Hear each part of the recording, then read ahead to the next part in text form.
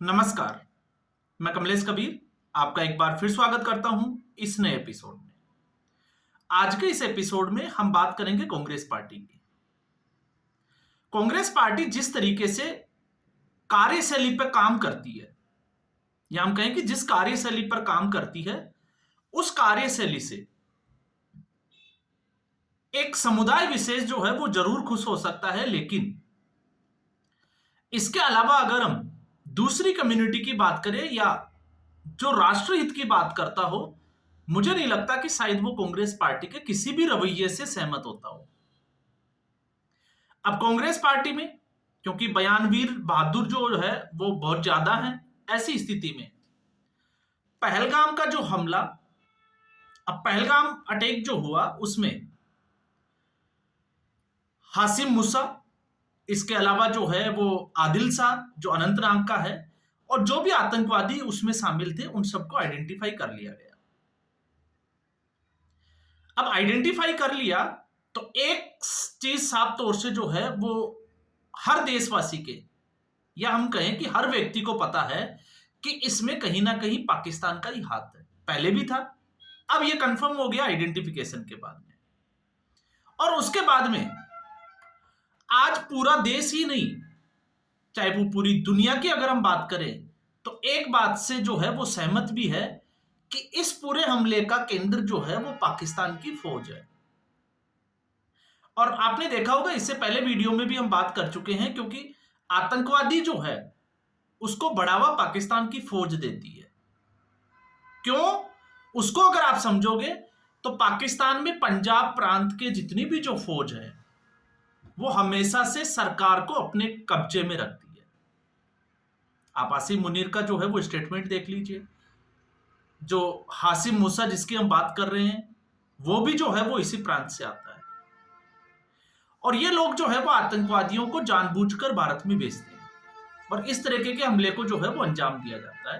तो ये साफ तौर से था कि अगर आतंकवाद को खत्म करना है, क्योंकि आतंकवाद के ऊपर केंद्र सरकार बहुत पहले से काम कर रही है लेकिन सफलता नहीं मिली। क्यों नहीं मिली? क्योंकि अब तक जो टारगेट था वो आतंकवाद था, और अब जो है वो पूरी तैयारी है। और जिस तरीके से केंद्र सरकार की जो कार्यशैली, या हम कहें कि प्रधानमंत्री नरेंद्र मोदी की जो कार्यशैली है, जिस तरीके से वो ये दिखाने की कोशिश कर रहे हैं कि वो नॉर्मल है, तो आप मान के चलिए कि बहुत कुछ जो है वो उनके जहन में चल रहा है, और मुझे लगता है कि उसकी प्लानिंग भी हो चुकी होगी। अब विपक्ष जो है वो इस बात को लेकर हताश है। क्यों हताश है? क्योंकि विपक्ष को लगता है कि एक और मौका नरेंद्र मोदी को मिल जाएगा अगर नरेंद्र मोदी बहुत बड़ा कुछ कर जाते हैं। आप सोच के देखिए, क्योंकि जिन लोगों को पता है, जो राजनीति को बारीकी से जानते हैं, तो 2014 का जो चुनाव था वो भ्रष्टाचार के खिलाफ चुनाव लड़ा गया, और पूरे देश के सामने एक मॉडल आया जिसको हम कह सकते हैं गुजरात मॉडल। तो 2013-14 का जो नरेंद्र मोदी का फर्स्ट टाइम का जो चुनाव था वो गुजरात मॉडल को लेके था, विकास का मॉडल। अब आप थोड़ा सा आप आगे बढ़ जाइए 2019 में भारतीय जनता पार्टी की सीटें जो है वो बढ़ गई, 303 हो गई। लेकिन 2019 का जो चुनाव है वो गुजरात मॉडल या विकास का जो मॉडल था उसके ऊपर चुनाव कम, और राष्ट्रवाद का जो जिसको कहें कि मुद्दा था उस पर चुनाव ज्यादा लड़ा गया। और यही एक वजह थी कि इस पर सीटें भारतीय जनता पार्टी की बढ़ गई, 303 हो गई। और राष्ट्रवाद का मुद्दा बड़ा क्यों बन गया था उस वक्त? क्योंकि उस वक्त उरी का, आपको पता होगा, हमला हुआ और उसका जवाब दिया गया सर्जिकल स्ट्राइक। उसके बाद में पुलवामा में अटैक हुआ, आरडीएक्स आया, और उसके बाद में बालाकोट एयर स्ट्राइक हुआ। तो बालाकोट एयर स्ट्राइक के बाद में एक लहर चली राष्ट्रवाद की, और भारतीय जनता पार्टी और नरेंद्र मोदी की इस स्टेप की वजह से भारतीय जनता पार्टी को इतनी सीटें मिली। उसके बाद 2024 में आपने देखा होगा कि चुनाव जो है वो कुछ अलग मुद्दों पे लड़ा गया।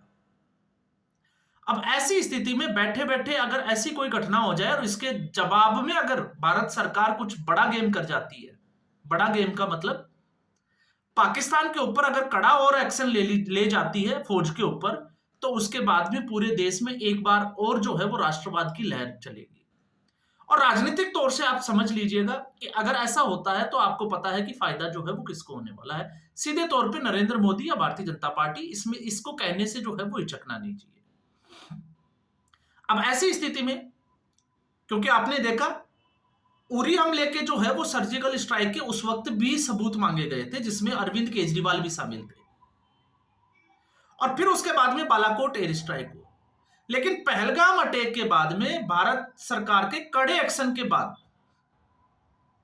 खुद पाकिस्तान के मंत्री और पाकिस्तान की सरकार ये मान रही है कि अब जो है वो बालाकोट एयर स्ट्राइक और सर्जिकल स्ट्राइक जैसे कदम जो है वो अगर भारत उठाएगा तो वो उससे कड़े जवाब देगा। मतलब आप देख लीजिए, इस अटैक के बाद में पाकिस्तान जो है वो खुद उसकी सरकार और उसके पाकिस्तान की आवाम ये मान रही है कि पाकिस्तान में सर्जिकल स्ट्राइक और बालाकोट एयर स्ट्राइक हुआ था। लेकिन कांग्रेस की कथनी और करनी, एक तरफ कांग्रेस जो है वो ये दिखाने की कोशिश कर रही है कि वो केंद्र सरकार के साथ खड़ी है, लेकिन बीच बीच में कांग्रेस पार्टी के, चाहे वो बीके हरिप्रसाद हो, सिद्धारमैया हो, इसके अलावा मणिशंकर अय्यर हो, और फिर अब हम बात करें चरणजीत सिंह चन्नी। तो चन्नी ने तो जो है वो कांग्रेस पार्टी को, जिसको कहें कि चमन्नी पर लाकर खड़ा कर दिया, क्योंकि कांग्रेस पार्टी इतना ही कर सकती है और ये पूरे देश को उम्मीद थी कि कांग्रेस पार्टी इस तरीके का कुछ ना कुछ स्टेटमेंट जरूर देगी। और इन स्टेटमेंट के पीछे की वजह क्या है? एक तरफ आप देखिए सीडब्ल्यूसी की मीटिंग चलती है, वहां पे कुछ और बात चलती है, मल्लिकार्जुन खड़गे कुछ कहते हैं, और दूसरी तरफ कांग्रेस पार्टी के कुछ नेता जो है वो इस तरीके के बयान देते रहते हैं। और ये जो है वो बयान ऐसे ही नहीं दिए जाते। चरणजीत सिंह चन्नी बॉर्डर स्टेट के मुख्यमंत्री रहे हुए हैं और इस वक्त जो है वो सांसद भी है, तो उनका कद जो है वो थोड़ा बढ़ जाता है। तो आपको क्या लगता है कि ऐसा नेता जो है वो अपनी मनमर्जी से बयान देता होगा? नहीं, ये कांग्रेस पार्टी का एक स्ट्रेटेजिक जो है वो प्लान होता है। और स्ट्रेटेजिक प्लान कैसे होता है? अब इसमें आप स्ट्रेटेजी को समझोगे तो आपने देखा होगा इस वक्त प्लान जिस तरीके से चल रहा है, क्योंकि कांग्रेस पार्टी को यह आभास है कि केंद्र सरकार कड़े कदम उठा चुकी है और इससे भी कड़ा एक्शन लेने जा रही है। तो ऐसे स्थिति में इस मुद्दे को डाइवर्ट कैसे किया जाए, क्योंकि कांग्रेस पार्टी के पास कुछ भी नहीं है कहने के लिए।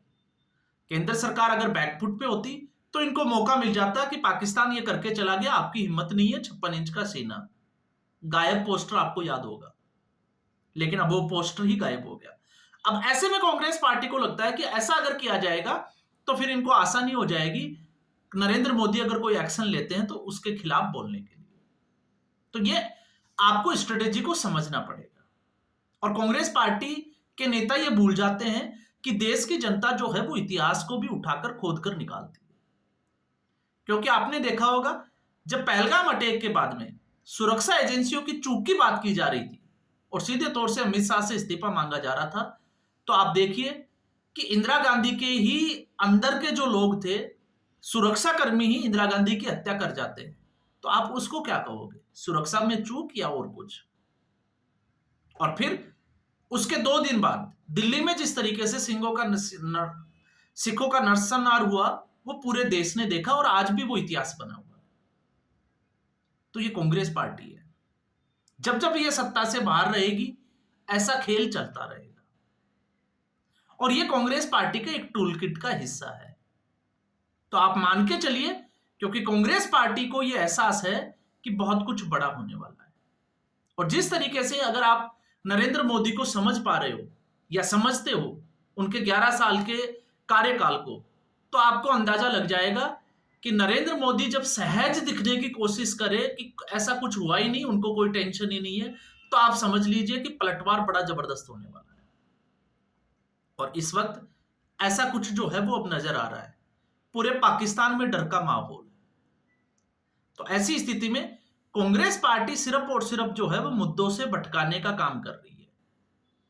और कांग्रेस पार्टी इस वक्त सिर्फ मुस्लिम समुदाय को खुश करने का काम कर रही है। और पाकिस्तान परस्त अगर बात करते हैं तो इतिहास गवाह है कि पाकिस्तान के साथ जो भी समस्याएं हैं उन सभी समस्याओं की जड़ भी सिर्फ और सिर्फ कांग्रेस पार्टी आपको दिखाई देगी।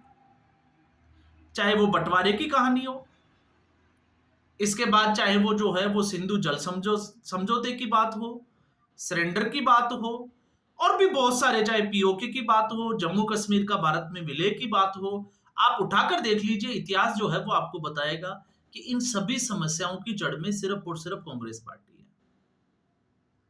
तो ऐसे में आपने देखा होगा हेमंता बिस्वा शर्मा, जिस तरीके से उन्होंने कांग्रेस पार्टी के ऊपर आरोप लगाए, तो लगता है कि वो सच साबित होते हुए दिखाई दे रहे हैं कि कांग्रेस पार्टी का एक बड़ा नेता अटारी बॉर्डर के रास्ते जो है वो पाकिस्तान जाता है। तो आप सोच के देखिए, अटारी बॉर्डर से पाकिस्तान जाने की क्या जरूरत है, और वो भी कांग्रेस पार्टी का नेता। भारत में एक राज्य से दूसरे राज्य में जाने के लिए या तो ये हेलीकॉप्टर लेते हैं या एरोप्लेन लेते हैं। तो आखिर इस्लामाबाद जाने के लिए हवाई जहाज का उपयोग क्यों नहीं किया गया? वो इसलिए नहीं किया गया क्योंकि अगर ऐसी स्थिति में वो एरोप्लेन से जाते तो वो रडार पे आ जाते कि इस नेता ने इस्लामाबाद में 15 दिन का एक टूर किया, और अटारी से वो चले गए चुपचाप, तो ये न्यूज जो है वो सुर्खियां नहीं बनी।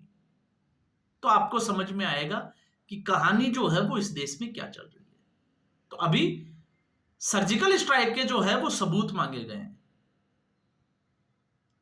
और बम की आवाज उन्होंने सुनी नहीं, लेकिन मुझे लगता है इस बार शायद बम की आवाज जो है वो इनके कानों में गूंजेगी, और जब इनके कानों में गूंजेगी कांग्रेस पार्टी के, तो आने वाले कुछ समय तक जो है वो इनको नींद नहीं आने वाली, और फिर उसके बाद में एक नए नैरेटिव की तैयारी की जाएगी।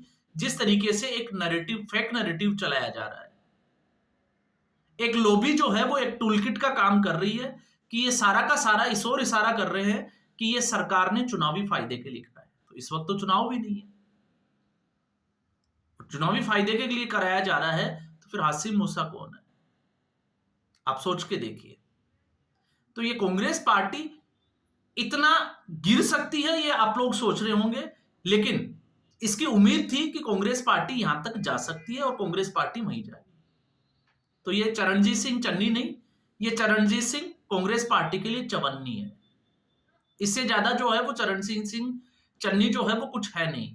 और पता करना है तो आप जो है वो कांग्रेस पार्टी की पंजाब की स्थिति देख लीजिए, और उसमें आप पता करिए कि चरणजीत सिंह चन्नी जो है वो कहां पर उनकी स्थिति है, कौन से पायदान पे वो खड़े दिखाई देते हैं। तो आज के एपिसोड में बस इतना ही। उम्मीद करूंगा वीडियो एपिसोड आपको पसंद आया होगा। वीडियो को लाइक करें, शेयर करें, चैनल जरूर सब्सक्राइब करें। धन्यवाद।